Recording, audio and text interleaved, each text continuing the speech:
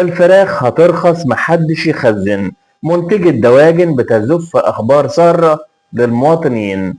كل يوم جديد مليان أخبار مهمة، وعشان توصلك كل أخبارنا قبل الناس كلها اعمل لايك واشتراك وشارك الفيديو. خبر النهاردة مهم جدا لكل الأسرة المصرية اللي بتتابع أسعار الأكل في السوق، خصوصا سعر الفراخ اللي بيأثر على ميزانية البيت.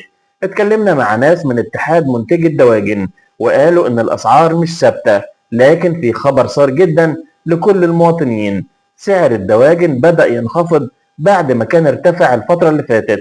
اللي حصل ببساطة إن أسعار الدواجن اتعثرت شوية خلال آخر 14 يوم، وناس كتير بتسأل ليه الأسعار بتعلى رغم إن أسعار الأعلاف ما اتغيرتش، وكان السبب الأساسي ارتفاع أسعار الكتاكيت وزيادة الطلب في بداية السنة، خصوصا مع بداية موسم أعياد الميلاد ومع دخولنا في الشتاء. لكن دلوقتي الإعلان المباشر من رئيس اتحاد منتجي الدواجن محمود العناني بيقول إن الأسعار بدأت تنزل تاني في المزارع. يعني كيلو الدواجن في المزرعة كان بيتباع ب 75 جنيه، والنهاردة نزل ل 70 جنيه مع وصوله للمستهلك والمحلات بأقل من 80 جنيه للكيلو، وده بيسجل انخفاض واضح بعد الارتفاعات. الخبر الحلو أكتر من كده، الاتحاد بتاع الدواجن أكد إن الأسعار دي عادلة للمربي والمستهلك، وإنه مع استقرار الإنتاج والعرض في الفترة اللي جاية سعر الدواجن في الأسواق هيفضل ثابت ومش هيغلى في رمضان. ودي رسالة اطمئنان لكل رب بيت ناوي يخطط مصروفه قبل شهر رمضان.